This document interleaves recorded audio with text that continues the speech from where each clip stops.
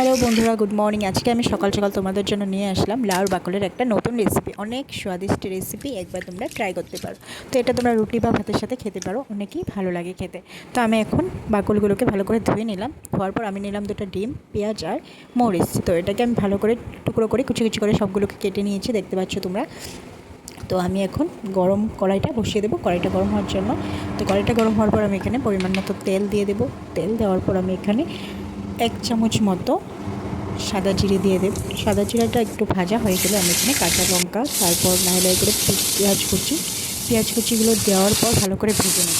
ভালো করে যখন দেখবো ভাজা হয়ে গেছে, আমার ভিডিও যদি তোমাদের ভালো লাগে প্লিজ আমার চ্যানেলটাকে সাবস্ক্রাইব করো আর আমার ভিডিওটাকে একটা লাইক করে দিও।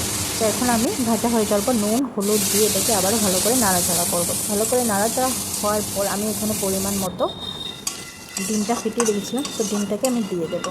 ডিমটা ভালো করে দেওয়ার পর এখন আমি আরেকটু তেল দিয়ে দেবো। তেলটাকে দিয়ে আমি ডিমটাকে ভালো করে মিশিয়ে নেব। তো ভালো করে মিশানো হয়ে গেলে একটু ভালো করে কড়া করে ভেজে নেব। তারপরে আমাদের রেসিপি চলে আসবে। ইচ্ছে করলে তোমরা ধনিয়া পাতা দিতে পারো, যদি তোমাদের ভালো না লাগে তোমরা গরম মশলা দিতে পারো, যেটা অপশন আর কি। আমি দিয়েছিলাম অল্প গরম মশলা। তো দেওয়ার পর অনেক ভালো লেগেছে রুটির সাথে গরম গরম খেয়ে। তো প্লিজ আমার ভিডিওটা ভালো লাগলে প্লিজ কমেন্ট করে জানিও। Thank you.